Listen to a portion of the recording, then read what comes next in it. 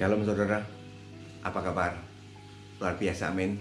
Saya terlalu percaya kita selalu dilindungi, kita selalu dijagai, kita selalu diberkati. Karena Tuhan kita mengasihi saudara dan saya. Saudara siap diberkati? Sebelum kita masuk, kita berdoa. Terima kasih untuk kesempatan pada saat ini Tuhan, kembali kami boleh bersama-sama menikmati firman-Mu. Kami butuh firman-Mu Bapa yang akan menuntun setiap langkah kami. Ajar kami Tuhan, berikan kami telinga seorang murid dan hati yang siap untuk dibentuk, sehingga sungguh oleh kebenaran firman-Mu semua kegelapan yang tersembunyi yang ada dalam hati dan pikiran kami tersingkap. Karena firman-Mu menerangi semua kegelapan-kegelapan tersebut dan membuat kami dituntun dalam terang firman-Mu. Sampaikan isi hati-Mu, urapi hamba-Mu, berkati jemaat-Mu dengan hikmat pewahyuan daripada-Mu, sehingga kami semua dimanapun berada, saat firman-Mu disampaikan, setiap mereka yang dengar semuanya diberkati. Kami siapkan hati kami, di dalam nama Yesus kami siapkan hati kami. Semua yang siap diberkati sama-sama katakan amin. Haleluya. Saudara, kita buka firman Tuhan. Mari kita buka firman Tuhan dari Yohanes 13. Yohanes 13 ayat 1 sampai dengan 5. Yohanes 13 ayat 1 sampai dengan 5. Kalau saudara berkesempatan untuk bisa membuka Alkitab-mu, saya tunggu sampai saudara menemukan Yohanes 13 ayat 1 sampai 5. Saya bacakan ayat 1. Sementara itu sebelum hari raya Paskah mulai, Yesus telah tahu bahwa saatnya sudah tiba untuk beralih dari dunia ini kepada Bapa. Sama seperti Ia senantiasa mengasihi murid-muridnya, demikianlah sekarang Ia mengasihi mereka sampai kepada kesudahannya. Mereka sedang makan bersama dan iblis telah membisikkan rencana dalam hati Yudas Iskariot, anak Simon, untuk mengkhianati Dia. Yesus tahu bahwa Bapaknya telah menyerahkan segala sesuatu kepadanya, dan bahwa Ia datang dari Allah dan kembali kepada Allah. Ayat 4. Lalu bangunlah Yesus dan menanggalkan jubahnya. Ia mengambil sehelai kain linen dan mengikatkannya pada pinggangnya. Kemudian Ia menuangkan air ke dalam sebuah basi dan mulai membasuh kaki murid-muridnya, lalu menyekaknya dengan kain yang terikat pada pinggangnya itu. Sampai di situ dulu saudara. Perhatikan ayat yang kedua. Ada ayat yang menarik di sini. Mereka sedang makan bersama. Siapa mereka? Yesus dan murid-muridnya. Dan iblis telah membisikkan rencana dalam hati Yudas Iskariot, anak Simon, untuk mengkhianati Dia. Saudara, perhatikan, ada ayat yang sangat menarik. Ayat yang sangat menarik adalah waktu Yesus dan murid-muridnya makan. Waktu Yesus dan murid-muridnya makan, ada iblis. Ada iblis di sana. Membisikkan rencana yang jahat untuk mengkhianati Yesus. Timbul pertanyaan dalam diri setiap kita, kok berani ya iblis? Yesus ada di sana. Yesus ada di sana, iblis berani ada di situ. Bisa-bisanya. Dan lagi pertanyaannya adalah, kok Tuhan diam aja ya? Kok Tuhan diam ya? Tuhan tahu semuanya, kenapa Tuhan tidak hadir? Hai iblis, nyah engkau. Saudara, inilah yang perlu kita ketahui. Ingat, jangan merasa nyaman dan aman karena kita sudah menjadi orang Kristen. Jangan saudara berkata di gereja tidak ada setan, tidak ada iblis. Saudara, jangan kata di gereja. Di Firdaus saja. Di Firdaus, di surga saja. Setan ada di situ. Dia berani. Saudara, dan pertanyaannya adalah lagi saudara, kok cuman Yudas? Kok cuman Yudas yang dibisiki? Sedangkan murid-murid yang lain tuh banyak. Kenapa cuman Yudas yang dibisiki? Saudara, siapapun yang membuka peluang, siapapun yang membuka peluang untuk mengundang setan kuasa iblis, kalau kita yang mengundang, kalau kita sudah mengundang kuasa setan iblis, Yesus pun tidak bisa mengusir. Yesus pun tidak bisa menghadir. Karena apa? Itu kehendak bebas kita. Mengundang setan iblis kerjasama dengan dia. Sampai Yesus pun tidak bisa mengusir itu semua. Oleh karena itu hati-hati. Hati-hati. Siapapun yang pernah mengundang setan kuasa iblis, harus kita sendiri dengan mulut kita sendiri mengusir setan.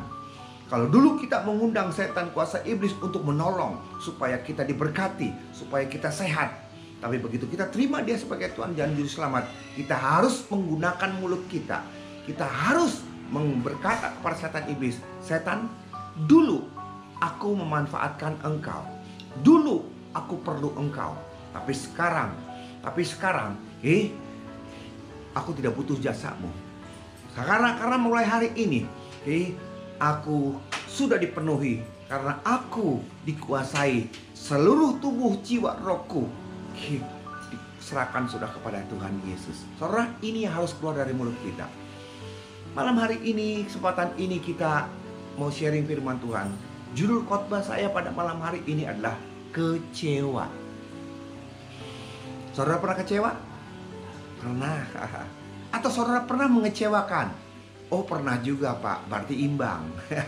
Berarti imbang. Saudara, kekecewaan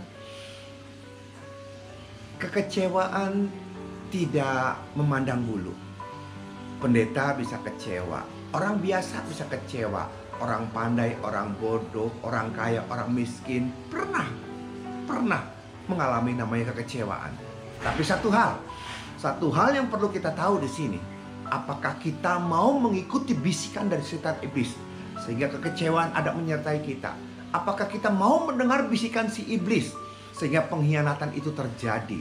Saudara, kita lihat siapa saja. Pernah tahu namanya Abraham? Abraham. Dia pun kalau dia mau, dia bisa kecewa.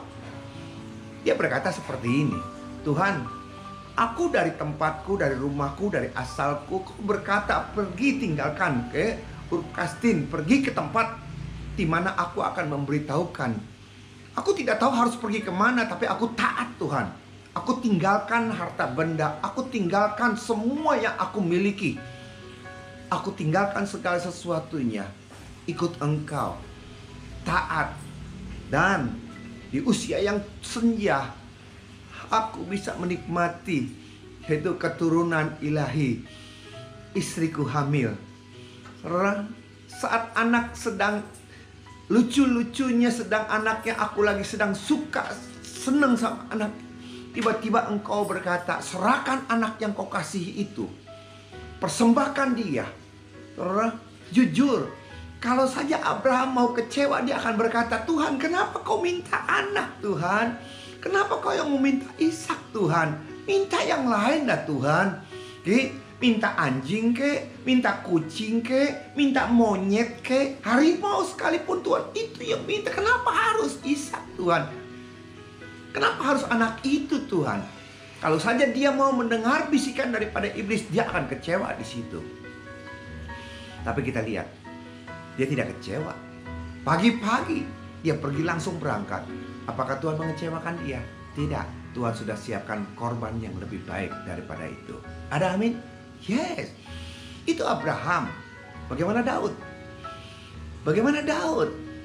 Daud kalau dia mau mengikuti hatinya pun dia akan kecewa di situ. Dia berkata seperti ini, Tuhan, aku sedang mengembalakan kambing domba daripada ayahku yang 3-4 ekor. Tiba-tiba ada utusan datang, katanya aku dipanggil. Begitu aku datang, langsung Nabi Samuel mengurapi aku. Dia berkata, engkau akan menjadi raja. Engkau menjadi raja kedua untuk menggantikan Saul. Saudara, kepikiran juga tidak. Boro-boro jadi raja. Tidak ada satu kepikiran, tidak ada satu rencana, tidak ada satu kehendak. Engkau yang pilih aku jadi raja. Tapi sekarang, apa yang terjadi? Aku diuber-uber. Aku dicari. Aku seperti seorang penjahat pembunuh. Apa salahnya aku? Kenapa Tuhan tidak bela aku? Disuruh perang, aku perang. Perang harus menang, aku menang. Dan para wanita bernyanyi di sana karena sukacita kemenanganku. Mereka berkata, Saul mengalahkan beribu-ribu, aku mengalahkan Daud mengalahkan berlaksa-laksa. Aku tidak perintahkan mereka untuk berkata seperti itu. Tapi itulah kenyataannya. Apakah salah kalau aku menang? Apakah salah kalau aku membunuh lebih banyak? Tapi kenapa upahku ada dikejar-kejar pengen dibunuh? 13 tahun Tuhan. Daud tidak menjadi kecewa. Bahkan dalam pemazmur dia berkata, Tuhan, tuntun aku ke gunung yang terlalu tinggi ini Tuhan. Dia tidak berkata, geser batu itu, hancurkan batu itu. Dia tidak berkata seperti itu. Dia berkata, tuntun aku Tuhan. Mendaki gunung yang terlalu tinggi itu. Dia tahu dia akan terima berkat seorang raja. Dan dia siap untuk menderita, mengalami itu semua bersama dengan Tuhan. Jujur, kalau dia mau mengikuti suara setan, iblis, dia akan kecewa. Karena apa? Karena tidak seperti apa yang diharapkan 13 tahun. Kita lihat lagi satu pribadi. Kita buka firman Tuhan sekarang.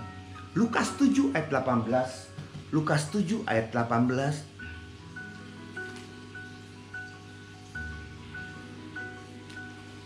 Lukas 7 ayat 18 sampai dengan 20. Lukas 7 ayat 18 sampai dengan 20.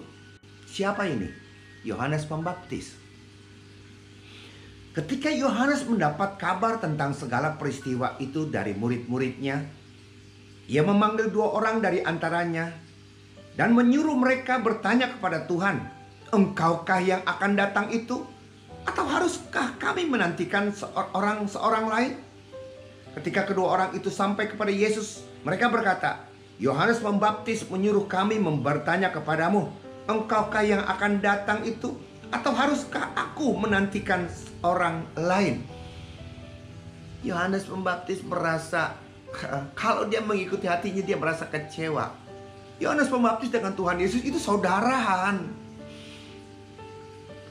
Yesus tahu Yohanes Pembaptis sedang dipenjara. Kalau dia ngikutin bisikan setan, dia berkata, kau tidak dipedulikan. Orang lain disembuhkan, orang lain dipulihkan, orang lain diberkati. Engkau dipenjara, dijenguk aja enggak. Kalau dia mengikuti suara hati setan, bisa kecewa dia di situ. Dan kita lihat jawabnya Yesus luar biasa. Kita lihat di dalam ayat 22 dan 23. Dan Yesus menjawab mereka, pergilah dan katakanlah kepada Yohanes apa yang kamu lihat, apa yang kamu dengar. Orang buta melihat, orang lumpuh berjalan, dan orang kusta menjadi tahir. Orang tuli mendengar, orang mati dibangkitkan, dan kepada orang miskin diberitakan kabar baik. Dan berbahagialah orang yang tidak menjadi kecewa dan menolak aku. Saudara, wow, luar biasa. Jadi, Yesus jawabnya apa? Yesus jawab begini, katakan kepada Yohanes Pembaptis, orang buta melihat, orang tuli mendengar. Orang buta melihat, orang tuli mendengar.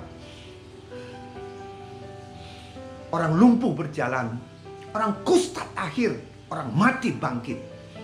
Katakan kepada Yohanes Pembaptis, mungkin Tuhan tidak berkata bahwa dia adalah Mesias, tapi perbuatan daripada Tuhan. Coba renungkan, siapa yang bisa membuat orang buta menjadi melek? Siapa yang bisa membuat orang tuli mendengar?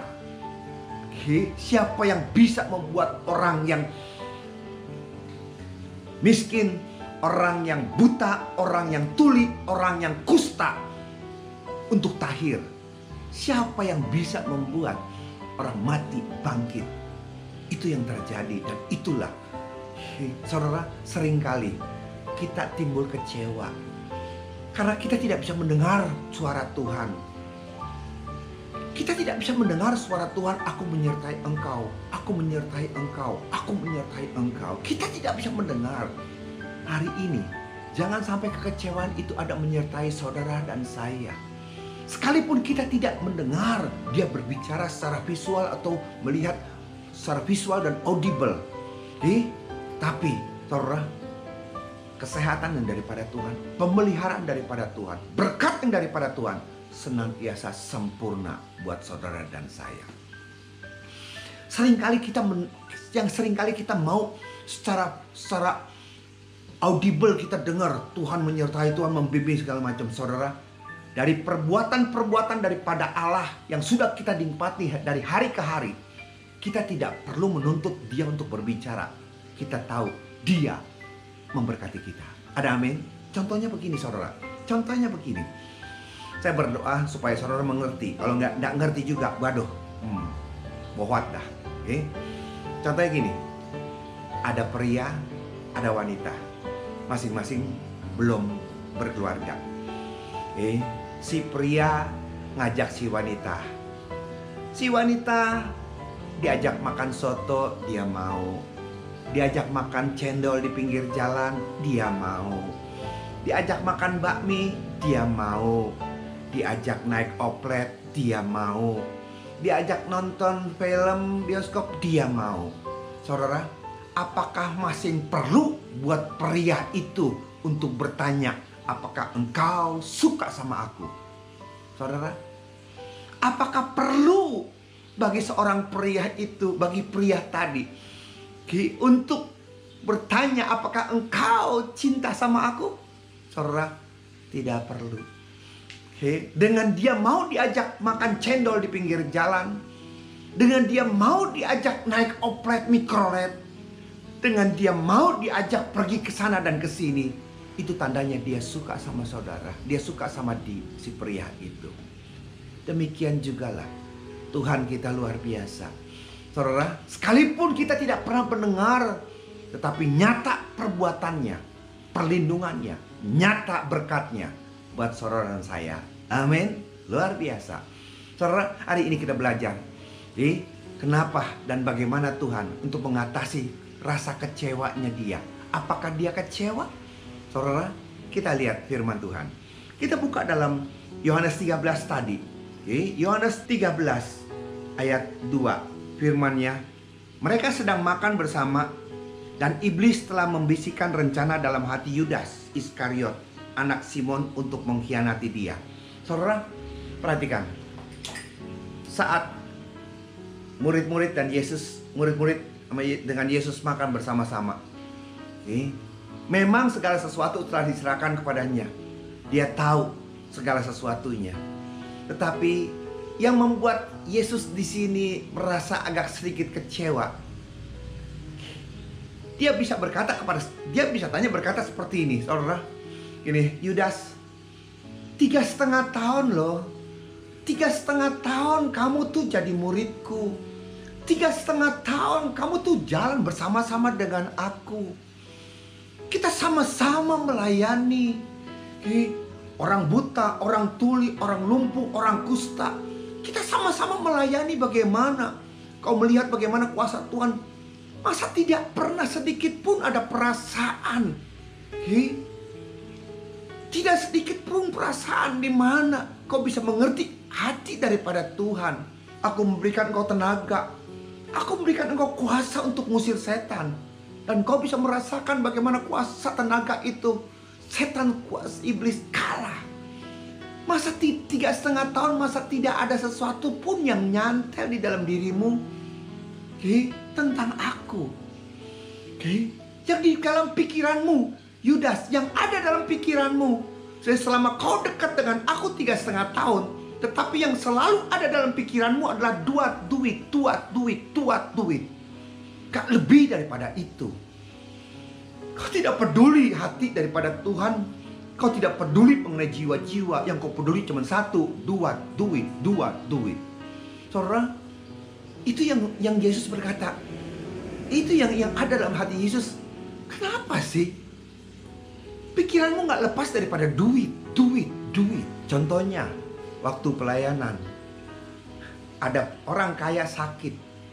Kau berkata, Tuhan, dia patut ditolong. Dia banyak ngebantu. Sumbangannya gede loh Tuhan.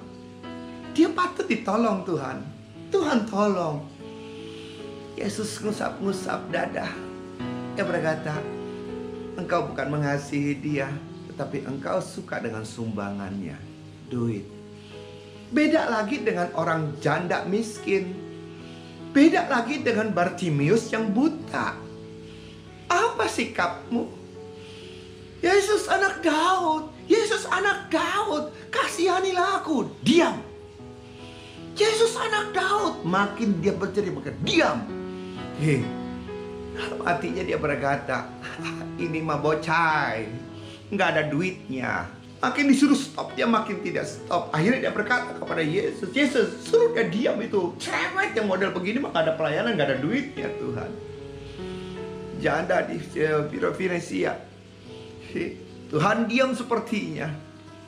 Saudara, Tuhan berkata, oh itukah orang kaya kau layani? Orang miskin seperti itu, nggak ada duitnya. Pelayananmu cuma satu, uang, uang, uang. Beda lagi dengan perempuan, seorang wanita, Maria, yang dimana Tuhan mengusir 7 setan di sana.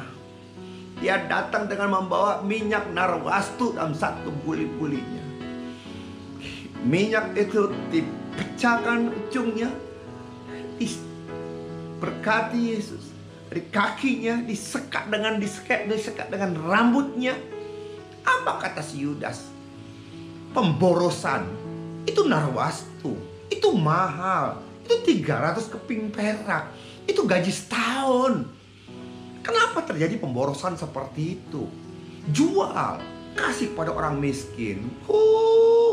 Mulia sekali. Tapi Tuhan tahu hatinya Yudas.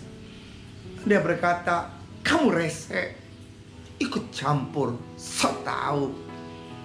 Orang miskin akan selalu ada menyertai engkau. Orang miskin selalu ada dalam dunia ini. Tetapi mengenai hal perempuan itu mengurapi, itu akan selalu terus dikenang.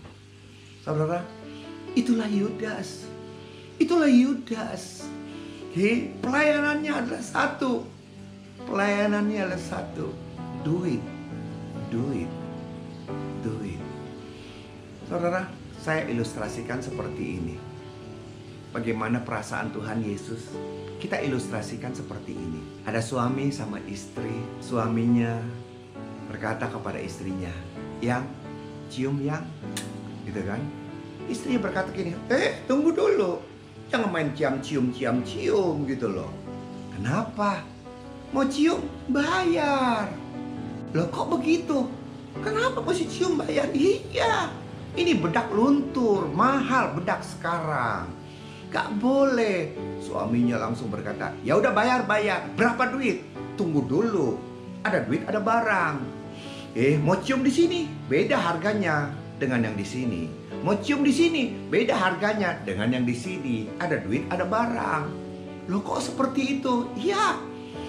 Mau cium, bayar. Mau peluk, bayar. Langsung suaminya berkata gini, yang bukankah pendeta berkata, kita bukan lagi dua tetapi satu. Milikmu, milikku, milikku, milikmu. Istrinya dengan sombong berkata begini, siapa yang ngomong? Pendeta. Kalau begitu, kau cium aja pendeta. Saudara, kira-kira bagaimana perasaan suami? Bagaimana hidup rumah tangga kita?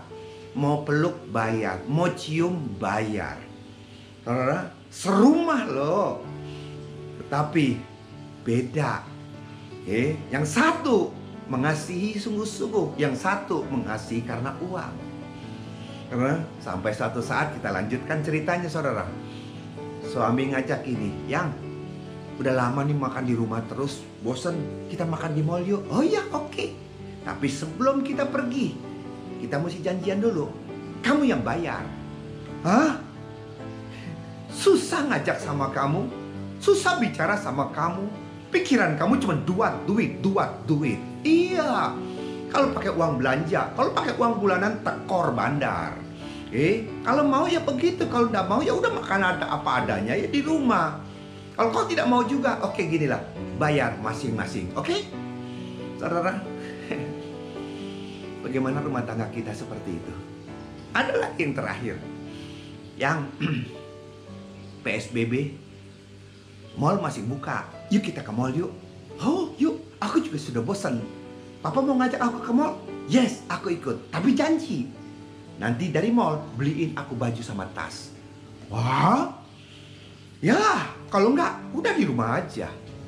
Saudara, gimana bagaimana perasaan seorang suami dalam rumah tangga, serumah, sekamar, seranjang, tapi beda tujuannya. Yang satu suka karena cinta, yang satu suka karena uang dan berkat semata-mata. Hari ini kita di tempat ini, apakah saudara merasa kecewa? Atau saudara merasa dikecewakan? Pernahkah saudara berpikir, Tuhan kecewa dengan saudara? Kenapa seperti itu, Pak? Saudara, kita mundur. Sebelum COVID-19, sebelum virus corona, sebelum semua satu terjadi, Tuhan berbicara kepada orang percaya. Nah, ambil waktu untuk memuji menyembah Tuhan. Ambil waktu untuk menyembah, memuji menyembah. Engkau berkata apa? Tuhan, aku tuh kerja Tuhan. Aku capek, aku tidak punya waktu. Bangun jam 5, jam 6 harus udah berangkat. Pulangnya jam 10 Tuhan. Aku ngantuk Tuhan. Aku tidak punya waktu. Tuhan ingat, time is money. Aku gak punya waktu. Tuhan merasa seperti ini. Tuhan ngelus-ngelus dada. Kalau kau tidak punya waktu untuk memuji menyembahku, oke, ambil waktu puasa. Apa Tuhan? Puasa. Ya Tuhan, maaf Tuhan, aku puasa kelayangan kepalaku Tuhan. Puasa Tuhan, mahku kamu. Kalau aku puasa aku lemes Tuhan. Aku gak bisa konsentrasi kerja. Nanti ada rapat Tuhan. Kalau aku tidak bisa mengikuti karena aku lapar, nguap terus dan ngantuk, bisa-bisa aku diberhentiin Tuhan. Maaf Tuhan, aku gak kuat, gak bisa. Lain kali saja Tuhan. Lain waktu saja Tuhan. Oke, Tuhan, time is money. Ini saatnya Tuhan. Aku tidak bisa mengikuti perintah-Mu. Lalu Tuhan berkata gini, kalau begitu aku mau berbicara kepada Engkau. Bagaimana caranya Tuhan aku mendengar baca firman-Ku? Tuhan, boro-boro baca Tuhan. Aku nggak ngerti Tuhan. Baca di depan, yang di belakang lupa. Baca yang di belakang, yang terdahulu lupa lagi Tuhan. Aku nggak ngerti Tuhan. Udahlah Tuhan, Kau usah berbicaralah Tuhan. Aku nggak punya waktu, aku nggak sempat. Saudara, tidakkah kita sadar bahwa Tuhan itu sangat kecewa? Hari ini tidak kebetulan ada COVID-19. Tidak kebetulan ada corona di sini. Saudara kecewa. Sampai kapan? Bahkan PSBB berlaku lagi secara total. Sampai saudara berkata, ini sampai kapan mau habisnya? Dan kalau hari ini dia mau berkata, waktu tidak ada virus corona, aku suruh memuji menyembah, kau tidak punya waktu. Hari ini aku kasih kamu waktu full. Apakah masih punya alasan untuk tidak memuji dan menyembah aku? Tidakkah kau tahu? Tidak sembarangan aku berkata memuji dan menyembah. Karena waktu engkau memuji menyembah, aku bertahta di atas pujian dan penyembahan. Dan kehadiranku, aku tidak akan pergi sebelum aku memberkati engkau. Tapi kau tidak mau. Engkau asik dengan pekerjaanmu. Silakan. Waktu aku memerintahkan kau puasa, saat kau sedang kerja asik. Time is money. Hari ini engkau dipaksa untuk puasa karena memang udah tidak punya duit. Saudara, masihkah engkau tidak sadar apa yang Tuhan inginkan? Aku berkata, aku mau berbicara dengan engkau. Baca firman Tuhan. Sesungguhnya bukan kebetulan, bukan karena keinginanku. Karena aku sedang mau berbicara kepada engkau untuk saat-saat akan datang itu seperti apa. Dengan hikmat daripada aku akan menuntut engkau. Tapi engkau tidak peduli. Engkau acuh, engkau cuek. Dan kau berkata, time is money. Kau tidak sadarkah? Amsal 10:22 berkata apa? Berkat akulah Berkat Tuhanlah yang membuat engkau kaya, sukses, berhasil. Tetapi kau tidak sadar. Kau berpikir kekuatanmu, kau berpikir kemampuanmu, kau berpikir kehebatanmu. Aku tidak bisa berkata apa-apa. Itu pilihanmu sendiri. Saudara, hari ini kita di tempat ini. Hari ini kita di tempat ini. Hari ini kita mengalami segala sesuatu. Jangan sampai kekecewaan Tuhan berkelanjutan. Kalau waktu kemarin-kemarin kita begitu keras hati untuk tidak mendengar, hari ini siapkan waktumu untuk memuji menyembah Dia. Siapkan waktumu untuk mengerti kehendaknya dengan berpuasa. Siapkan hatimu dan siapkan waktumu untuk berkomunikasi dengan Dia dan baca firman Tuhan. Adakan mesbah dalam rumah tanggamu. Ada pujian penyembahan di sana. Nikmati lawatan Allah melalui firman Tuhan. Dan saya terlalu percaya melalui firman-Nya akan menuntun saudara dan saya. Ada perbedaan yang luar biasa. Ada Goshen. Mesir boleh 10 tulah hancur, tetapi Goshen spesial karena saudara dan saya tinggal di sana. Saudara dan saya dispesialkan. Ada amin. Oleh karena itu, jangan izinkan iblis membisikkan segala sesuatu sehingga rasa kecewa. Jangan sampai kita seperti Yudas, hidup hanya dengan tujuan duat duit. Dan Yesus sendiri pun dijual sama Yudas.